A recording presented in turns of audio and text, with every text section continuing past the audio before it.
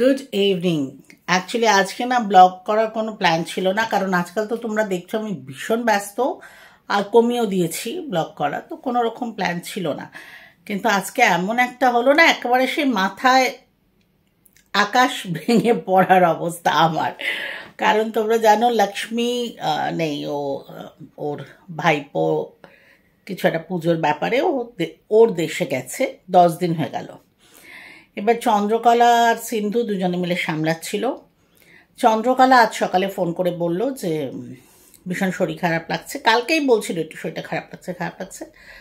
So আজকে আসবো না, ঠিক আছে। তো সিন্ধু এলো, সিন্ধুও কাজ করতে করতে চন্দ্রকলার শরীর খারাপটা শুনেছে। তারপরে ও বলল আমারও ভীষণ শরীর খারাপ লাগছে, ব্যথা লাগছে, গ্যাস হচ্ছে, ওই হচ্ছে, যাই হোক কিছু একটা খাওয়ার গন্ডগোল হচ্ছে, এইসব বললো টললো। ফাইন হয়ে গেছে। এইবার ও 4টে 4:30 নাগাদ ফোন করে বললো আমার ভীষণ শরীর খারাপ লাগছে, আমি আসতে পারবো না। আর আমাকে তোমরা জানো আমার রান্নাঘরে যাওয়া মানে এর থেকে দুঃখের আমার আর কিছু নেই। তো যাই হোক খুবই অবস্থা খারাপ। তার মধ্যে এখন একটা ক্লাস আছে, ক্লাসটা আগে শেষ করে নিই, তারপরে দেখি তাড়াহুড়ো করে কিছু একটা। যদিও আমার হাজব্যান্ড সিদ্ধার্থ শুনে বললো যে না কোনো ব্যাপারটা, বাইরে থেকে কিছু আনিয়ে নাও, যা হোক একটা কিছু ব্রেড অমলেট খেয়ে নাও টাইপ।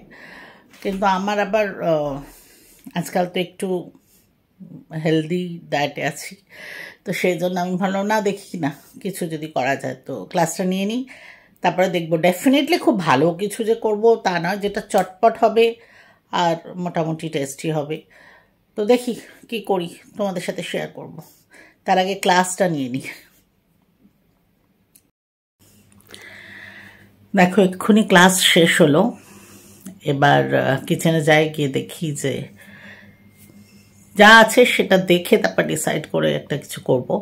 বাট তার আগে তো চা খেতে হবে। আসলে আমার চায়ের কোনো নেশা নেই, কিন্তু সন্ধ্যাবেলা সিদ্ধার্থ একটু চা খায়, আমি খাই রোজ, বিকজ লক্ষ্মী রোজ ওই দুধ চিনি দিয়ে ফুটিয়ে একটা চা করে, আমি সারাদিনও একবারই চা খাই।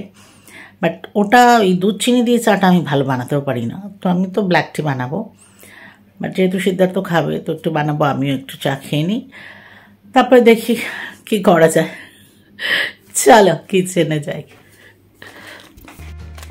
দেখো আমি রান্নাঘরে এসে গেছি, আর আমি না ভীষণ চটপট ডিসিশন নিয়ে নিই, কারণ যেরকম বলি যে আমার তো তাড়াতাড়ি আর সহজে একটা কিছু বানাতে হবে। তো এসে দেখলাম ফ্রিজে সুজি আছে, ছিল অনেক কিছুই, কিন্তু সুজিও আছে আর দইও আছে। তো আমি ভাবলাম বাস এটাই বেস্ট হবে, হেলদি অপশান। তো যাই হোক দেখতেই পেলে আমি একটু সুজি নিয়ে নিলাম। আর যেহেতু রাত্রিবেলা না খুবই কম খাই আমরা, সেজন্য জাস্ট 3টেই বানাবো, আমি একটা, সিদ্ধার্থ দুটো, এরকম একটা প্ল্যান। আর দই আছে তো দইও নিয়ে নিলাম। এবার সুজি আর দইটাকে না ভালো করে মেখে সেটাকে কিছুক্ষণ রেখে দিতে হবে যাতে সুজিটা একটু ফুলে যায়। তো যাই হোক এই ঢাকনাগুলো কিন্তু খুব ভালো, আমি জানি না তোমরা ইউজ করো কি না, ভীষণ কাজে লাগে। এরম যেমন দইয়ের ওপরে লাগালাম, বাট ফল কেটে হাফ ফল ঢাকা দিয়ে এরম রাখতে, বা কোনো বাটির ঢাকনা নেই সেখানে রাখতে, এগুলো খুব সুবিধে, সব সাইজের পাওয়া যায়।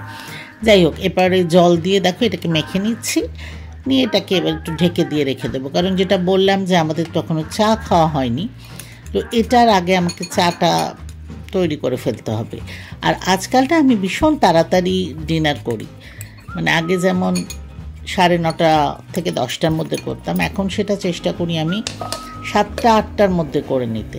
তো এই যেমন এখন ঢাকা দিয়ে রেখে দিলাম, দেওয়ার পরে আমি তোমাদের দেখাই সবজি। অ্যাকচুয়ালি সবজি যা বাড়িতে থাকে সেটা দিয়েই তোমরা করতে পারো, তো আমিও সেরকম অল্পই নিয়েছি। দেখো একটু পেঁয়াজ, গাজর, মটর, কাঁচা লঙ্কা আর ধনে পাতা, বাস অল্পই নিয়েছি, যেহেতু জিনিসটা বানাবো অল্প। আর এই চপারে নিয়ে যদি করো না ভীষণ তাড়াতাড়ি একদম সুন্দর ছোট ছোট ছোট ছোট করে কাটা হয়ে যায়। সেটাও কেটে নিয়েছে, এবার সব রেডি হয়ে গেছে। দেখো চাও করে ফেলেছি, তার মধ্যে আবার ডিম এসে গেছে, ডিমগুলোকে ধুয়ে এখানে রেখেছি। অ্যাকচুয়ালি সংসারে কিন্তু টুকটুক টুকটুক করে প্রচুর কাজ থাকে, সারা দিন লেগে যায়, তাও মনে হয় শেষ হলো না। যাই হোক, এবার চা খেয়ে এসে গেছি। দেখো এটা কিন্তু কি সুন্দর ফুলেছে, মানে সুজিটা একদম খুব ভালো মতো হয়ে গেছে। আর ভীষণ সোজা বানানো, দেখেই বুঝতে পারছো, তোমরাও নিশ্চয়ই বানাও এরকম। তো যেগুলো সবজিগুলো আমি কেটেছিলাম সেটা দিয়ে দিলাম। আর আমি কিন্তু কোনো মশলা দিইনি, শুদ্ধ একটু নুন দিয়েছি আর একদম 1 চিমটে বেকিং সোডা দিয়েছি, ব্যাস, এর বাইরে আর কিছু নেই। আর জলটা তোমাদের পরিমাণ মতো বুঝে তোমরা নিয়ে নেবে। আমি যেমন প্রথমে অল্প জল দিয়েছিলাম, তারপরে মনে হলো যে না আর একটু লাগবে, তো সেটা বুঝে বুঝে জলটা আমি নিচ্ছি। আর নুনটাও তো ডেফিনেটলি নিজেদের স্বাদ মতোই নেবে। আর কোনো মশলা আমি বেশি এজন্য দিই না, তাহলে না সবজির স্বাদগুলো খুব ভালো পাওয়া যায় যদি অন্য কোনো ফ্লেভার না দাও। তো এনিওয়ে, আমি দেখো একটা প্যান বসিয়ে দিয়েছি, গরম হয়ে গেছে। একটু জলের ছিটে দিয়ে, যেরকম ধোসা বানাও বা চিলা বানাও ঠিক সেই জিনিসই, তো সেটা বানিয়ে নিচ্ছি। আর যেরকম জানো বেশিক্ষণ লাগে না, এইভাবে বানিয়ে নিয়ে তারপরে একটু তেল ছড়িয়ে নিয়ে ঢাকা দিয়ে রেখে আবার উল্টালেই হয়ে যায়। কাজে এটা কোনো ব্যাপারই নয়। আমি জানি যে আমি তো একদমই এক্সপার্ট নই, তোমরা যারা দেখছো তারা আমার থেকে অনেক বেশি এক্সপার্ট। কিন্তু ব্যাপারটা কি বলো তো, ব্যাপারটা হচ্ছে ম্যানেজ করা। এই যে হঠাৎ একটা আমি প্রবলেমে পড়ে গেলাম, আগের থেকে যদি আমার প্ল্যান থাকে না তাহলে আমার কোনো অসুবিধা হয় না, যে আমি জানি আজকে কেউ আসবে না, আমাকে করে নিতে হবে, সেটা ঠিক আছে। কিন্তু তুমি জানো না, প্লাস ক্লাস থাকে, যেটা বললাম ক্লাসে বসবো, তখন ফোন এলো যে আমি আসবো না, তখন ক্লাসের একটা টেনশন থাকে, তারপরে কি করব সেটার টেনশন থাকে, প্লাস ঝিনুক আছে ওরটাও ভাবতে হয়। যদি ওর চিকেন, মানে 2 দিন ধরেও খুব একটা চিকেনটা খাচ্ছে না, সেজন্য ওকে আমরা ওর রেডিমেড ওই রয়্যাল ক্যানাইন ফুডই দিয়ে দিচ্ছি। বাট যাই হোক, দেখো একটা হয়ে গেল গল্প করতে করতে তোমাদের সঙ্গে। সেকেন্ডটা বানাচ্ছি, থার্ড, মানে জাস্ট 3টেই বানাবো, তার বেশি আমার লাগবেও না।